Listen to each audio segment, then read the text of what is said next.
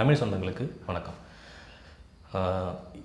ஒரு ஜாதகர், அவர் ஆணாக இருக்கட்டும் பெண்ணாக இருக்கட்டும், ஒரு நன்மதிப்போடு அவர் வாழ்க்கையில் வாழணும், அவர் வாழ்ந்து இறந்த பிறகும் அவர் புகழோடு இருக்கணும் அப்படின்னு சொன்னால் ஒரு விஷயம் முக்கியமானது.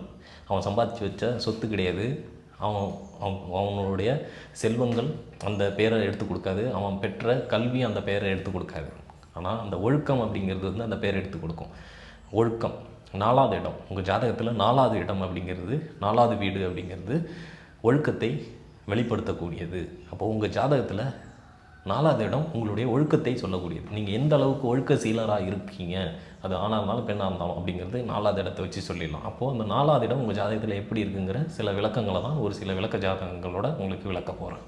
ஒருத்தவங்களுடைய 4வது இடத்தை வச்சு அவங்களுடைய ஒழுக்கத்தை பார்க்கலாம்.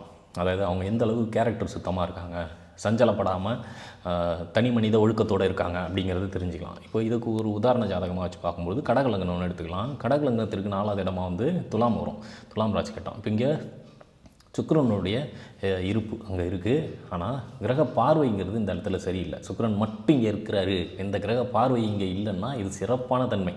எப்படின்னா தனி மனித ஒழுக்கம் வந்து சிறப்பாக இருக்கும். இங்கே எந்த லக்னம் நட்சத்திரத்தில் நிற்கிறாரு சுக்கிரனுங்கிறதெல்லாம் அடுத்த விஷயம்.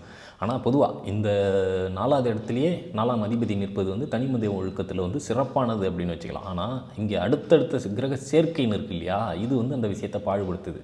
அதாவது சனியினுடைய பார்வை 3வது பார்வை, செவ்வாய் பலம் குறைந்த அதாவது நீச்சஸ்தானத்தில் இருந்து பார்க்கக்கூடிய 4வது பார்வை, குருவனுடைய பார்வை. இங்கே குருவனுடைய பார்வை என்ன பண்ணுதுன்னா எல்லா தப்பையும் பண்ணிவிட்டு தப்பிக்க வைக்கிது. அதுலேருந்து எப்படி தப்பிக்கலாம் அப்படிங்கிற அனுபவ அறிவு மற்ற விஷயங்கள் எல்லாமே வந்து நுணுக்கத்தை கொடுக்குது, சரியா? ஆனால் இங்கே கேரக்டர் பாழ்படுது. காரணம் வந்து செவ்வாய் சனியினுடைய பார்வை. எல்லா கெட்ட பழக்கமும் இவருக்கு இருக்கும் அப்படிங்கிற மாதிரி இருக்குது, சரியா? இது எல்லா கெட்ட பழக்கமும் அப்படின்னே கூட சொல்லலாம். அது வந்து எந்த விஷயத்துலேயும் விதிவிலக்கு கிடையாது, அனைத்திலும் அப்படிங்கிற மாதிரி இருக்குது. எல்லாம் கற்று தேர்ந்தவர் அப்படிங்கிற மாதிரி இருக்கும். இது ஆணாக இருந்தாலும் பெண்ணாக இருந்தாலும் 2 பேருக்குமே இது பொருந்தும். இது வந்து தனி மனித ஒழுக்கத்தை கெடுக்கக்கூடிய கிரகநிலை அமைப்பு அப்படிங்கிறது வந்து இது ஒரு உதாரணம்.